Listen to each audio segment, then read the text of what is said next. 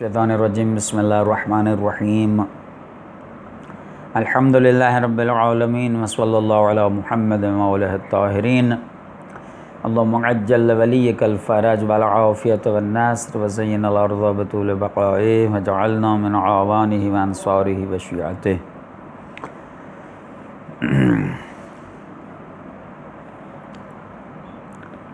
नाज़रा तिलावत के क़वाइद हिस्सा दोम दरसे नहुम।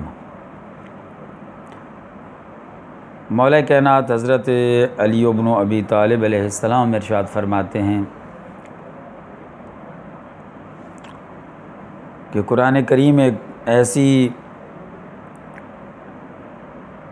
हुज्जत है कि जो शख्स भी इसे हुज्जत बनाकर दलील बनाकर पेश करता है उसको फ़तह और कामरानी नसीब होती है।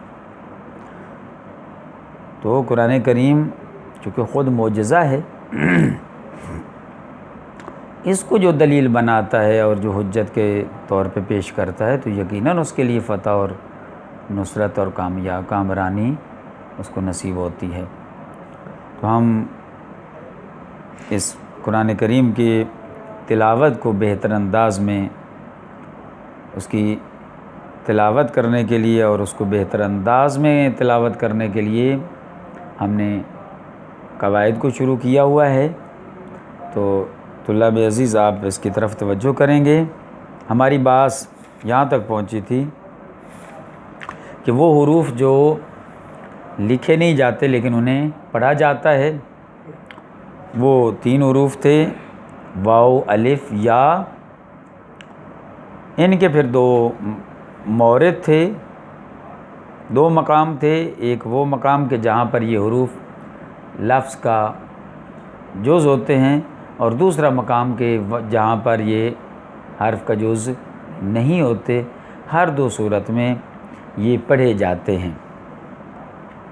इसके बाद ये मतलब था कि है ज़मीर इशबा, हा ज़मीर जो इशबा होती है ये इसके मवारिद थे। ये कब इशबा होती है कि कब इसको खींच के पढ़ेंगे तो इसके नतीजा में या मद्दा और वाव मद्दा वजूद में आते हैं। मसलन जो मिसाल दी गई थी बेही लहू, इस बेही को ही को खींच के पढ़ेंगे कशिश के साथ तो इससे या पैदा हो जाएगी, या वजूद में आएगी। और लहू को पढ़ेंगे तो वाव। इसके बाद वो 3 मकामात थे कि जहाँ हा ज़मीर इशबा नहीं होती। पहली सूरत में कि हा ज़मीर से पहले कोई हर्फ साकिन हो। गुज़श्ता दर्स का ख़ुलासा कि हा ज़मीर से पहले वाला हर्फ साकिन हो, जैसे मिन हो, इलैही, अलैही। इसमें हा ज़मीर है लेकिन इससे पहले वाला हर्फ वो साकिन है, इसमें इशबा नहीं होगी। उसको इसकी खींच के इसको नहीं पढ़ा जाएगा कि उसके नतीजे में वाव और या वजूद में आए, वो नहीं है। दूसरा मौरिद था हा ज़मीर से पहले कोई हर्फ मद्दा आ जाए, या आ जाए, अलिफ आ जाए, वाव हो, तो इन तीनों सूरतों में हा ज़मीर इशबा नहीं होती। तीसरा मौरिद और मकाम था कि हा ज़मीर के बाद हर्फ साकिन हो या मुशद्दद। हा ज़मीर के बाद में आने वाला हर्फ या साकिन हो या मुशद्दद, उस सूरत में भी हा ज़मीर इशबा नहीं होगी। लहुल हम्द, नसरहुल्लाह, इसमें इस्मुहुल मसीह। इन सूरतों में और भी बहुत सी मिसालें हैं जहाँ पर ये सूरत पैदा हो जाए वहाँ पे हा ज़मीर इशबा नहीं होगी। तो सूरह अबस की तिलावत हमने कल की थी कि उसमें आप लोगों के ज़िम्मे लगाया गया था कि आप मुशख़्ख़स करें, तमरीन करें और मुशख़्ख़स करें कि कहाँ किन अल्फाज में किस किस लफ्ज़ में हा ज़मीर जो इस्तेमाल हुई है, जिन अल्फाज में वहाँ इशबा है या अदम इशबा है। اس شرائط کو مد نظر رکھتے ہوئے۔ تو آج بھی ہم انشاءاللہ سورہ فاجر کی تلاوت کرتے ہیں، اس میں بھی یہی قواعد کو دوبارہ ہم لائیں گے، اور ان قواعد کو مد نظر رکھ کر ہم یہ مشخص کرنا ہے کہ ہا ضمیر کہاں پہ اشباع ہو رہی ہے اور وہ مقامات کے جہاں پہ اشباع نہیں ہو رہی۔ شرائط کو مد نظر رکھیں گے، شرائط وہ قانون جو اشباع کے ہیں اور عدم اشباع کے، وہ قانون سب سے پہلے ذہن نشین کریں، حفظ کریں، پھر ان کو لاگو کریں۔ لاگو کرتے وقت ان کی طرف توجہ رہے، ایسا نہ ہو کہ قانون تو حفظ کر لے لیکن لاگو کرتے وقت اس کا لحاظ نہیں کریں گے تو وہ آپ مشخص درست آپ اس کا انتخاب نہیں کر سکیں گے، اشباع اور عدم اشباع کے موارد کو مشخص نہیں کر پائیں گے۔ لہٰذا سب سے پہلے ان قواعد کو آپ شرائط جو ہیں ان کو محفوظ کریں۔ تو ہم انشاءاللہ یہ اللہ کی توفیق سے سورہ فاجر کی تلاوت کرتے ہیں، تو انشاءاللہ اس میں آپ لوگوں نے یہ مشخص کرنا ہے۔ اعوذ باللہ من الشیطان الرجیم، بسم اللہ الرحمن الرحیم، والفجر ولیال عشر والشفع والوتر واللیل اذا یسر هل فی ذلک قسم لذی حجر الم تر کیف فعل ربک بعاد ارم ذات العماد التي لم يخلق مثلها في البلاد وثمود الذين جابوا الصخر بالواد وفرعون ذي الأوتاد الذين طغوا في البلاد فأكثروا فيها الفساد فصب عليهم ربك صوت عذاب إن ربك لبالمرصاد فأما الإنسان إذا ما ابتلاه ربه فأكرمه ونعمه فيقول ربي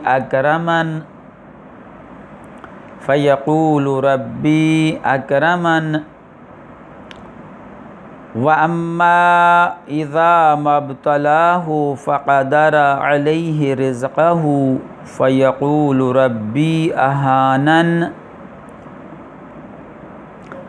كلا بل لا تكرمون اليتيم ولا تحاضون على طعام المسكين وَتَأْكُلُونَ التُّرَاثَ أَكْلًا لَمًّا وَتُحِبُّونَ الْمَالَ حُبًّا جَمًّا كَلَّا إِذَا دُكَّتِ الْأَرْضُ دَكًّا دَكًّا وَجَاءَ رَبُّكَ وَالْمَلَكُ صَفًّا صَفًّا وَجِيءَ يَوْمَئِذٍ بِجَهَنَّمَ يَوْمَئِذٍ يَتَذَكَّرُ الْإِنسَانُ وَأَنَّى لَهُ الذِّكْرَى يَقُولُ يَا لَيْتَنِي قَدَّمْتُ لِحَيَاتِي فَيَوْمَئِذٍ لَا يُعَذِّبُ عَذَابَهُ أَحَدٌ وَلَا يُوثِقُ وَثَاقَهُ أَحَدٌ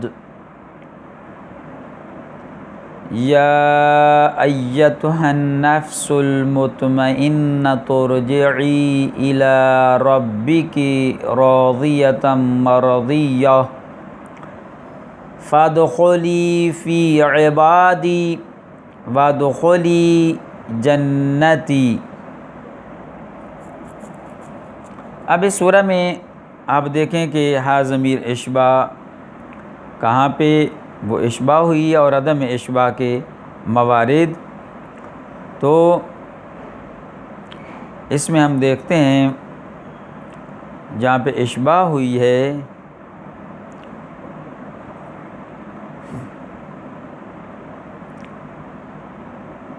اذا مبتلاہ ربہ فاکرمہ ونعمہ، ان تین الفاظ میں ربہ میں وہ ضمیر جو ہے یہ اشباع، اس کے بعد یہ چھوٹا سا واو بھی لکھا ہوا ہے، یہ بتا رہا، دلالت کر رہا ہے یہ چھوٹا سا حرف کہ یہاں پہ ضمیر اشباع ہوئی ہے، پڑھنے والے شخص کے لیے آسانی ہے، پیدا ہو رہی ہے اس میں، اور وہ سمجھ رہا ہے کہ یہ ضمیر جو ہے یہ اشباع ہو رہی ہے اور واو پیدا ہو جائے گی، اس میں وجود میں آئے گی۔ فَأَكْرَمَهُ میں بھی ایسے ہی ہے، وَنَعَمَهُ میں یہ بھی ایسے ہے۔ شرط کیا تھی اشباع کی پہلے؟ کہ ہا ضمیر سے پہلے والا حرف متحرک ہو، ساکن نہ ہو، تو وہ شرط بھی پائی جاتی ہے۔ تینوں کلموں میں ربہ میں ہو سے پہلے با متحرک ہے، اس کے اوپر ضمہ ہے، پیش ہے۔ فَأَكْرَمَهُ میں ہو ضمیر سے پہلے، ہا ضمیر سے پہلے میم ہے اور میم پر فتح ہے، متحرک ہے۔ اور وَنَعَمَهُ میں بھی ہو سے ہا ضمیر سے پہلے میم متحرک ہے۔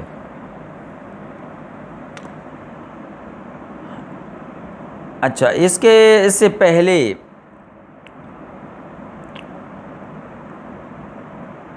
یہ جو عدم اشباع کی صورتیں تھیں اس کے لیے قانون کیا تھا کہ ضمیر اشباع نہیں ہوگی جب اس کے بعد کیا ہو، حرف ساکن ہو، یہی تھا نا، حرف ساکن ہو۔ دیکھیں آپ کتاب کی طرف، کیا تھا آخر میں یہ حرف اس کے ہا ضمیر کے بعد حرف ساکن ہو یا مشدد ہو، تو اس صورت میں ہا ضمیر اشباع نہیں ہوگی۔ دو شرطیں، ہا ضمیر کے بعد والا ساکن تو اس ہا ضمیر کو اس کے ساتھ ملائیں گے، یا مشدد ہے تو پھر بھی اس کو اسی کے ساتھ ملانے، چونکہ مشدد میں، حرف مشدد میں پہلا حرف ساکن ہوتا ہے، دوسرا متحرک ہوتا ہے، تو صورت وہی ہے، لیکن مشدد اس لیے کہا ہے کہ مشدد بھی حرف اسی علیحدہ اس کو شمار کیا ہے اور ساکن کو علیحدہ۔ ایک کلمہ ایسا ہوتا ہے کہ اس کی ہا ضمیر کے بعد مشدد آتا ہے حرف، اور ایک کلمہ ایسا ہے کہ مشدد نہیں بلکہ ساکن ہوتا ہے، تو اس صورت میں ہا ضمیر اشباع نہیں ہوگی۔ وَأَمَّا إِذَا مَبْتَلَاهُ، آیا اس میں یہ مبتلاہ اور اوپر والا جو اذا مبتلاہ، اس میں آیا ضمیر اشباع ہوگی یا نہیں ہوگی؟ کیا کہا تھا کہ حروف مدہ سے اس سے پہلے واقع جب ہوں گے تو اس وقت ضمیر اشباع نہیں ہوگی۔ ہاں، ساکن ہو تو وہ ہے، اس کے بعد اور شرط جو تھی عدم اشباع کی، عدم اشباع کی شرط دیکھیں،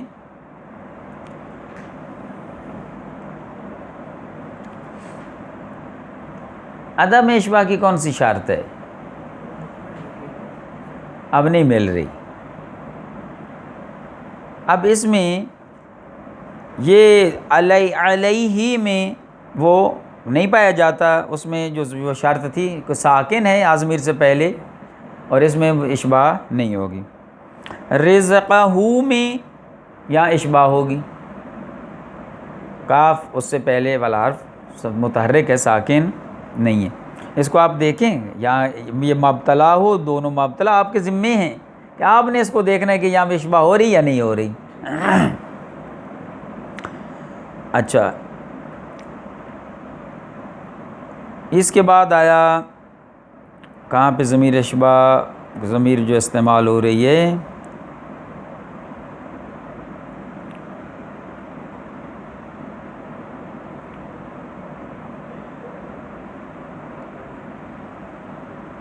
عذابہ لا فیومئذ لا يعذب عذابہ، یہ عذابہ میں بھی ہا ضمیر، ہا جو ضمیر ہے یہ اشباع ہو رہی ہے، وہ شرط پائی جاتی۔ ولا یوثق وثاقہ احد، یہاں پر بھی وہ شرط پائی جاتی اشباع والی شرط کہ ضمیر یہاں پہ اشباع ہوگی، اس کے نتیجے میں جب کھینچ کے پڑھیں گے تو اس سے کیا پیدا واو پیدا ہو رہی ہے۔ لہٰذا یہ مقام ہے، آپ دوبارہ سب لوگ سورہ فاجر کی تلاوت کریں اچھے انداز میں، اور یہ دو مورد آپ کے ذمے ہیں کہ اس کو تلاش کرنا ہے۔ آیا فَأَمَّا إِذَا مَا ابْتَلَاهُ میں اس میں، وَأَمَّا إِذَا مَا ابْتَلَاهُ میں، یہ دونوں میں، دونوں الفاظ میں آیا ضمیر اشباع ہو رہی یا نہیں ہو رہی، یہ آپ لوگوں نے مشخص کرنا ہے۔ وصلی اللہ علی محمد وآلہ الطاہرین۔